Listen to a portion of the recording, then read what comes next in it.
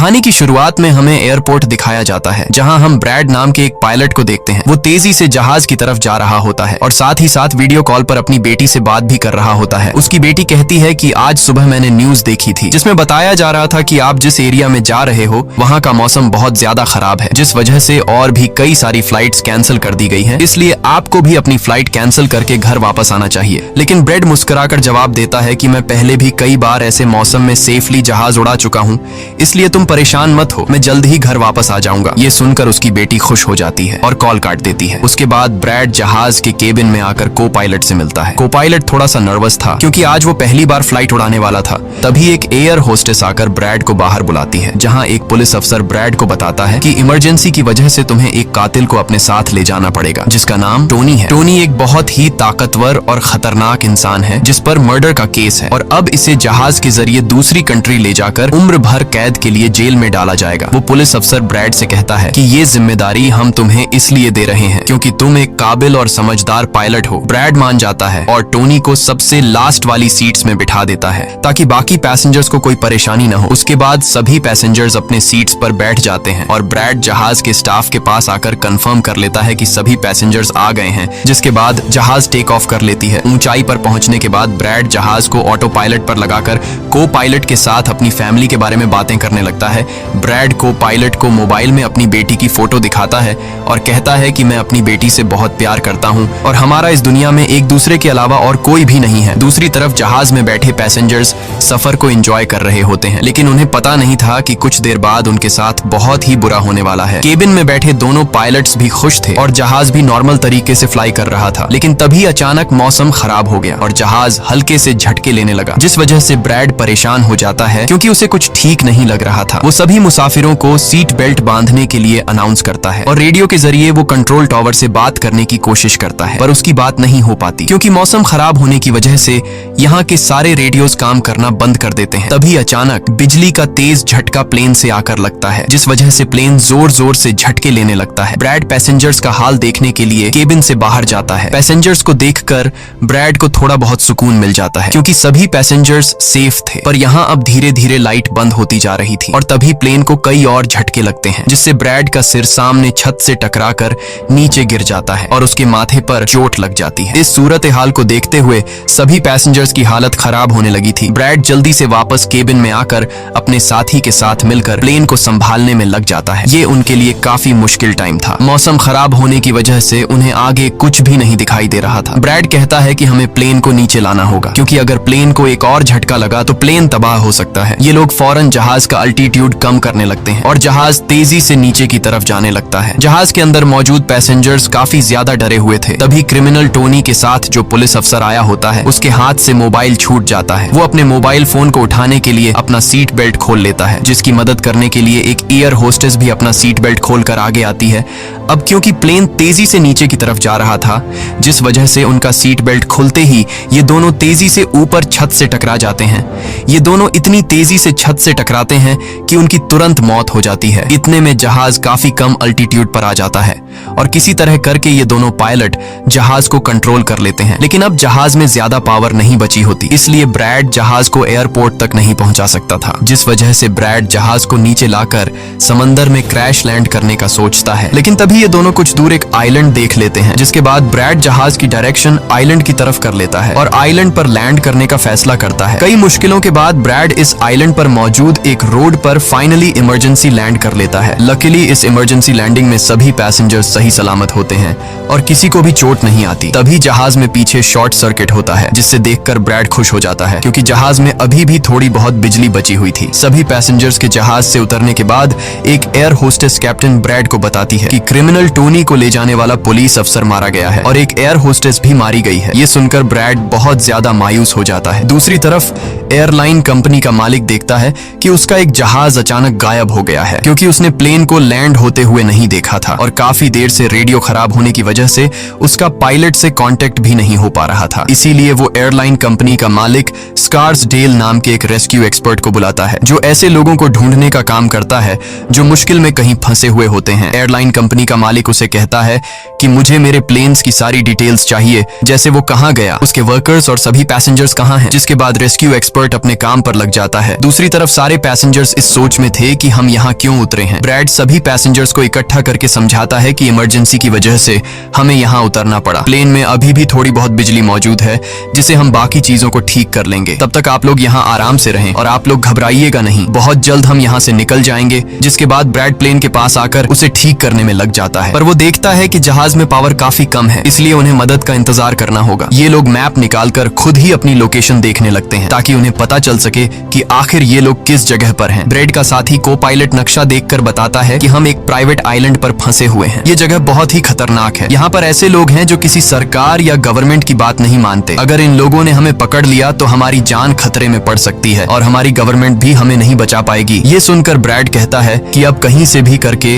हमें अपनी rescue team को यहाँ पर बुलाना ही होगा ताकि वो आकर हम सबको बचा ले, क्योंकि यही एक रास्ता है यहाँ से निकलने का। जिसके बाद ये दोनों मदद बुलाने के लिए रेडियो ठीक करने लगते हैं, लेकिन आसमानी बिजली के टकराने से रेडियो बिल्कुल खराब हो चुका था। अब ब्रैड सभी पैसेंजर्स के पास आकर उन्हें बताता है कि किसी खराबी की वजह से रेडियो काम नहीं कर रहा, लेकिन आप सब परेशान मत हो। ब्रैड उन्हें तसल्ली देता है कि हम आइलैंड के दूसरी साइड पर जाकर रेडियो को ढूंढेंगे और कंट्रोल टावर को अपनी लोकेशन बताकर रेस्क्यू टीम को यहाँ पर भेजने के लिए कहेंगे, जो आकर आप सब लोगों को बचा लेंगे। और यहाँ ब्रैड एक बहुत बड़ा कदम उठाता है। वो कहता है कि मेरे साथ टोनी जाएगा। ये कहकर वो टोनी की हथकड़ी खोल देता है। यहाँ ब्रैड जहाज के कोपायलट से कहता है कि तुम जहाज की पावर को रिपेयर करने के काम पर लग जाओ। मैं जल्द ही किसी भी कांटेक्ट के जरिए रेस्क्यू टीम को यहाँ तक लाने की कोशिश करूंगा। जिसके बाद टोनी और ब्रैड रेडियो ढूंढने के लिए जंगल की तरफ निकल पड़ते हैं। रास्ते में टोनी ब्रैड को उस पर भरोसा करने के लिए थैंक्स कहता है। अब हम इस आइलैंड पर रहने वाले आतंकवादी ग्रुप को देखते हैं, जिनके पास एक आदमी दौड़ कर आता है और वो आदमी उस ग्रुप के लीडर को बताता है कि यहाँ आइलैंड पर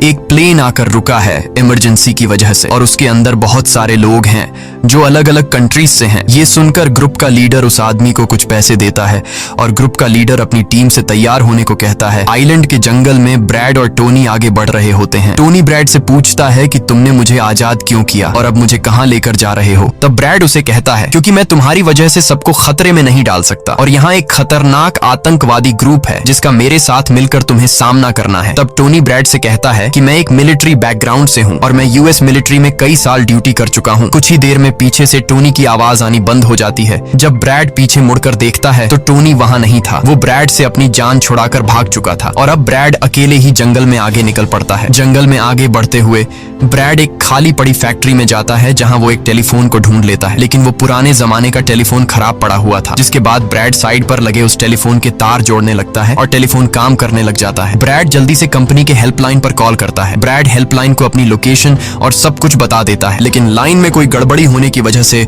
सामने वाले इंसान तक उसकी आवाज ठीक से नहीं पहुंच रही होती, जिस वजह से हेल्पलाइन वाले ब्रैड की कॉल काट लेते हैं। तब ब्रैड को एक आइडिया आता है। वो अपनी बेटी को कॉल करता है और उसे अपनी लोकेशन और बाकी सारी चीजें एक पेपर पर लिखकर उसके ऑफिस तक पहुंचाने को कहता है। तभी बातचीत के दौरान पीछे से एक आदमी आकर ब्रैड पर हमला कर देता है, लेकिन ब्रैड उसे काफी मुश्किल से काबू कर लेता है और उस आदमी को मार मार कर बेहोश कर देता है। तभी ब्रैड को महसूस होता है कि एक और आदमी इस कमरे में आ रहा है, इसीलिए जल्दी से वो छिप जाता है। पर वो आदमी कोई और नहीं बल्कि टोनी था, जिसने बहुत सारे गुंडों को मारकर उनके हथियार ले लिए थे। और वो ब्रैड को आवाज देता है कि डरो मत, बाहर निकलो। फिर जब ब्रैड सामने आता है तो टोनी ब्रैड को एक बंदूक पकड़ा देता है उसकी हिफाजत के लिए। उसके बाद ये दोनों जब फैक्ट्री के नीचे वाले फ्लोर में आते हैं तो यहाँ उन्हें एक कैमरा मिलता है, कैमरा की रिकॉर्डिंग और वहाँ पड़े पासपोर्ट से इन्हें पता चलता है कि इस आइलैंड पर रहने वाले आतंकवादी लोगों को किडनैप करके उनकी फैमिली से काफी बड़ी रकम की डिमांड करते हैं। और जब किडनैप किए हुए बंदे की फैमिली की तरफ से उन्हें पैसे मिल भी जाते हैं तब भी ये लोग उसे छोड़ने के बजाय मार देते हैं। ये देखकर ब्रैड समझ जाता है कि हमारे पैसेंजर्स भी खतरे में हैं। जिसके बाद ये दोनों बाहर निकलते हैं और सामने उन्हें एक गाड़ी दिखाई देती है। ये गाड़ी उस आतंकवादी की थी जो कुछ देर पहले ब्रैड के हाथों मारा गया। अब ये दोनों बाहर खड़ी गाड़ी में बैठ जाते हैं और अपने पैसेंजर्स की तरफ जाने लगते हैं। उधर सभी पैसेंजर्स ब्रैड के इंतजार में बैठे हुए होते हैं कि ब्रैड जल्द ही उनके लिए मदद लेकर आ जाएगा। तभी उन्हें किसी गाड़ी की आवाज आती है। गाड़ी की आवाज सुनकर ये लोग खुश हो जाते हैं और ये लोग समझते हैं कि ब्रैड उनके लिए रेस्क्यू टीम बुला लिया है। लेकिन ये रेस्क्यू टीम नहीं बल्कि इस आइलैंड पर रहने वाले आतंकवादी थे। वो लोग गोलियां चलाकर सभी पैसेंजर्स पैसेंजर्स को डराने लगते हैं। उन गोलियों की आवाज ब्रैड और टोनी ने भी सुन ली थी, जिसके बाद ये लोग कार की स्पीड बढ़ाकर जल्दी से प्लेन तक पहुंचने की कोशिश करते हैं। आतंकवादी ग्रुप का लीडर एयर होस्टेस से सभी यात्रियों की लिस्ट मांगता है। डर के मारे जल्दी से एयर होस्टेस उसे लिस्ट ला कर दे देती है। फिर गैंग का एक आदमी को पायलट से पूछता है कि तुम्हारा सीनियर पायलट कहाँ पर है, जिस पर को पायलट बताता है कि किसी काम से वो जंगल में गया था पर अभी तक वापस नहीं आया। तभी वहाँ पर ब्रैड और टोनी भी पहुंच जाते हैं, लेकिन ये दोनों चुपके से दूर से इन लोगों को देख रहे होते हैं। इसी दौरान एक औरत वहाँ से भागने की कोशिश करती है, पर वो लोग गोली चलाकर उसे मार देते हैं। ये देखकर ब्रैड उनकी मदद करने के लिए जाता है, पर टोनी उसे रोक लेता है और टोनी कहता है कि तुम शांत रहो, अभी जाना ठीक नहीं। गैंग का लीडर सभी पैसेंजर्स को एक बस में बैठा लेता है और गैंग का लीडर अपने दो साथियों को वहीं छोड़कर उनसे कहता है कि जाओ, जहाज के अंदर जो भी कीमती सामान है उसे ले आओ। जिसके बाद ये लोग सभी पैसेंजर्स को अपने अड्डे पर ले जाने लगते हैं। गैंग के जाने के बाद ब्रेड टोनी पर गुस्सा करने लगता है कि वो लोग हमारे पैसेंजर्स को ले गए और तुमने मुझे जाने ही नहीं दिया। जिस पर टोनी उसे समझाता है कि वो लोग काफी ज्यादा थे, अगर तुम चले भी जाते तो इतनी बड़ी आर्मी से अकेले नहीं लड़ पाते। अब ये दोनों प्लेन की तरफ बढ़ने लगते हैं और उन दोनों गुंडों को पकड़ लेते हैं जो प्लेन से कीमती सामान चुरा रहे थे। ब्रेड गन पॉइंट पर उनसे पूछता है कि तुम्हारा लीडर पैसेंजर्स को कहां पर लेकर गया होगा, जिस पर वो बताता है कि यहाँ से कुछ दूर हमारा एक अड्डा है और वो सब वहीं गए होंगे। दूसरी तरफ ब्रेड की बेटी रेस्क्यू एक्सपर्ट के पास ब्रेड का लिखवाया हुआ पेपर दे देती है, जिस पर प्लेन का लोकेशन और सारी जानकारी लिखी गई होती है। रेस्क्यू एक्सपर्ट सैटेलाइट की मदद से प्लेन की लोकेशन का पता लगा लेता है। उन्हें पता चल जाता है कि प्लेन एक आइलैंड पर फंसा हुआ है और उन्हें ये भी पता चल जाता है कि इस आइलैंड पर एक खतरनाक आतंकवादी ग्रुप है। इसके बाद वो रेस्क्यू ऑफिसर अपनी एक प्राइवेट आर्मी के कैप्टन को कॉल करता है और उसे ये सारी सिचुएशन समझाकर उस आइलैंड पर जाने को कहता है। प्राइवेट आर्मी का कैप्टन मान जाता है और अपने साथियों के साथ एक पैसों का भरा हुआ बैग और कई सारे वेपन्स के बैग गाड़ी में लोड करके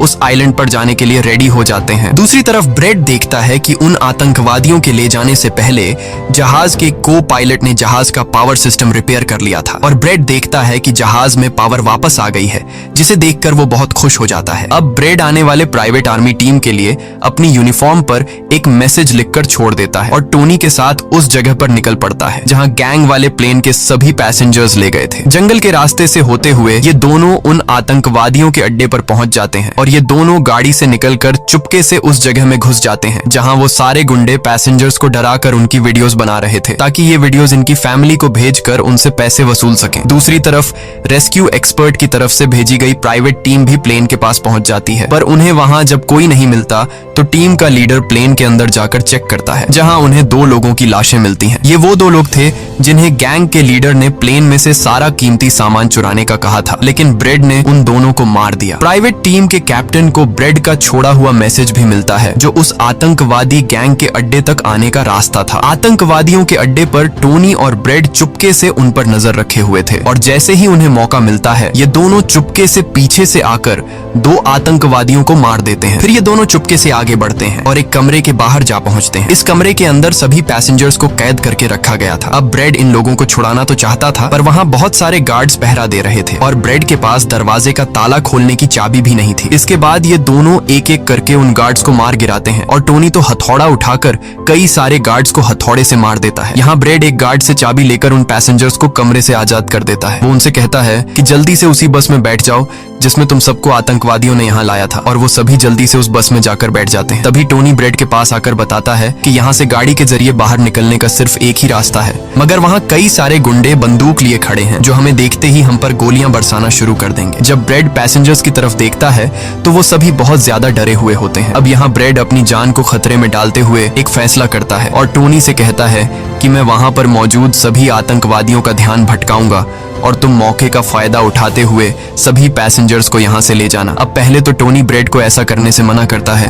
वो कहता है कि ऐसा करने से वो लोग तुम्हें मार देंगे, लेकिन ब्रेड कहता है कि इसके अलावा हमारे पास और कोई दूसरा रास्ता नहीं है। ये सुनकर टोनी मान जाता है। ब्रेड वहां से निकलकर आतंकवादियों के पास आता है। वहां ब्रेड गैंग के लीडर से बात करता है कि मैंने हेल्प के लिए इन्फॉर्म कर दिया है, जल्द ही यहाँ पर रेस्क्यू टीम आ जाएगी, इसलिए सभी पैसेंजर्स को यहाँ से जाने दो। ये सुनकर सभी गैंग वाले ब्रेड पर हंस पड़ते हैं और ब्रेड को पीटने लग जाते हैं। गैंग का हेड कहता है कि ऐसे कैसे इसे छोड़ दूं, पैसों के बिना मैं किसी को नहीं छोड़ता। और अब जैसे ही ये लोग ब्रेड को मारने वाले होते हैं, तभी वहां पर प्राइवेट रेस्क्यू टीम पहुंचकर आतंकवादियों पर हमला कर देती है और काफी देर तक गोलीबारी करने के बाद गैंग के कई सारे लोगों को मारकर वो ब्रेड को छुड़ा लेते हैं और ब्रेड को बस में उठाकर यहाँ से निकल जाते हैं। यहाँ गैंग का लीडर देखता है कि उसके कई सारे साथियों के साथ उसका छोटा भाई भी मारा गया। ये देखकर वो बहुत ज्यादा गुस्सा हो जाता है और कसम उठाकर कहता है कि वो इन लोगों में से एक को भी नहीं छोड़ेगा और सभी को चुन चुन कर मारेगा। इसके बाद वो अपनी टीम से कहता है कि जल्दी से तैयारी कर लो, हम जल्द ही इन लोगों को मारने के लिए निकलेंगे। बस में प्राइवेट टीम का कैप्टन सभी को बताता है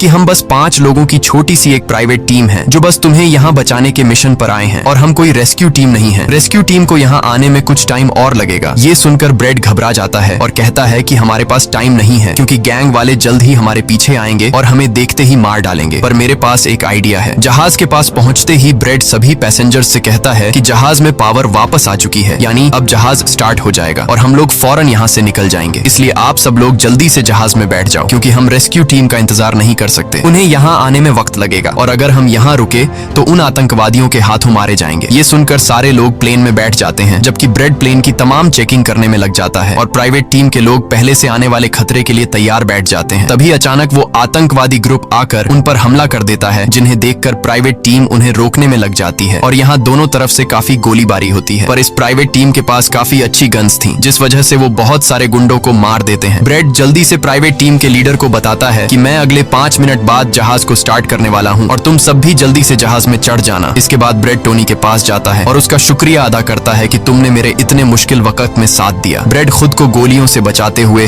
अंदर जहाज में आकर अपने केबिन में बैठ जाता है और अपने साथी को पायलट के साथ मिलकर प्लेन को स्टार्ट करने में लग जाता है। उधर टोनी के पास गोलियां खत्म हो जाती हैं और जब वो बुलेट्स ढूंढने के लिए प्राइवेट टीम का बैग चेक करता है तो उसे वहां पैसों से भरा हुआ एक बैग मिलता है। लेकिन इस वक्त टोनी पैसों को छोड़कर दूसरी बैग से गोलियां निकालकर दोबारा आतंकवादियों से लड़ने लगता है। यहाँ तब तक ब्रेड भी प्लेन को राइट साइड पर घुमा देता है। अब प्राइवेट टीम के सोल्जर्स भी एक एक करके जहाज में चढ़ने लगते हैं और टोनी उन्हें कवर फायर देता है। पावर आने की वजह से रेडियो भी काम करने लग जाता है। अब ब्रेड को प्लेन कंपनी का मालिक बताता है कि मैं तुम्हें कोई सुरक्षित जगह बता दूंगा जहां तुम जा सकते हो। अब सभी लोग जहाज में चढ़ जाते हैं पर टोनी नहीं चढ़ता। वो पैसों से भरा बैग लेकर वहां से भागने लगता है क्योंकि अगर वो इनके साथ प्लेन में वापस गया तो पुलिस वाले उसे फिर से पकड़कर जेल में डाल देंगे। गैंग का लीडर अपने साथियों को मरता हुआ देखकर गुस्से से पागल हो जाता है। वो प्लेन के सामने रॉकेट लॉन्चर लाकर उन्हें एक ही झटके में उड़ाने का सोचता है, लेकिन सही टाइम पर टोनी उसे देख लेता है। अब टोनी जल्दी से बंदूक उठाकर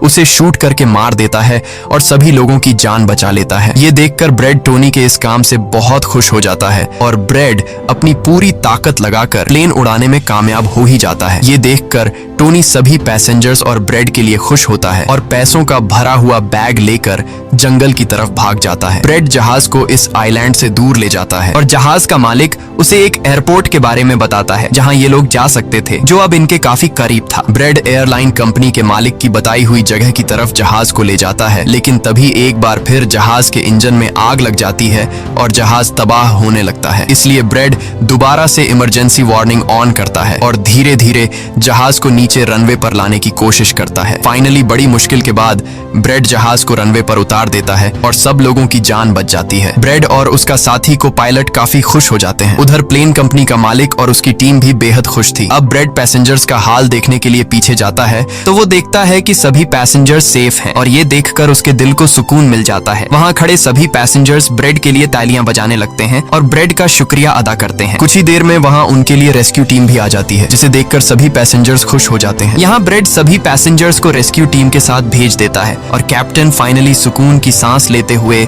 जहाज की सीढ़ियों पर बैठकर अपनी बेटी से कॉल पर बात करता है। इसी के साथ ये कहानी खत्म हो जाती है। अगर आपको वीडियो अच्छी लगी हो तो हमारे चैनल को सब्सक्राइब और वीडियो को लाइक जरूर कीजिएगा।